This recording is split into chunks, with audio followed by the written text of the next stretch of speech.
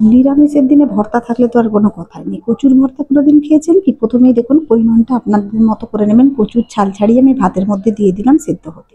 এরপর গ্যাসে কড়া বসিয়ে তাতে দেখুন কিছু বড়ি গুঁড়ো গুঁড়ো করে বড়িটা ভেজে নেব।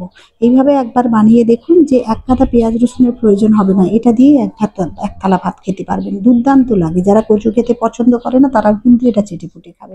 কচুর ভর্তা খুব ভালো লাগে, একবার বানিয়ে দেখুন। বড়িটা ভাজা ভাজা হয়ে গেলে বড়িটা এভাবে গুঁড়ো করে নিলে যখন ভাজা হয়ে যায় তখন আর গুঁড়ো করতে অসুবিধে হয় না। বড়িটা আমি তুলে নিলাম, এটা মশলা বড়ি। নাহলে আপনাদের হাতের কাছে যেরকম বড়ি আছে বাজার থেকে কেনা বড়িও আপনারা ইউজ করতে পারেন। এরপর এগুলো আমি একটু দুটো শুকনো লঙ্কা ভেজে নিচ্ছি। বেশি তেল দেবেন না, কারণ কচু এমনিতেই চটচটে হয়, বেশি এক গাদা তেল দিলে কিন্তু খেতে ভালো লাগবে না। এরপরে দেখুন আমি লবণ দিয়ে দিলাম স্বাদ মতো, দিয়ে আমি লঙ্কাটাকেও ভেজে নিলাম। ঝালটা আপনারা আপনাদের মতো বাড়িয়ে বা কমিয়ে নেবেন। এরপরে আমি এখানে দেখুন যেহেতু দুটো কচু নিয়েছি সেই পরিমাণেই আমি লঙ্কাটা এখানে ভেজেছি।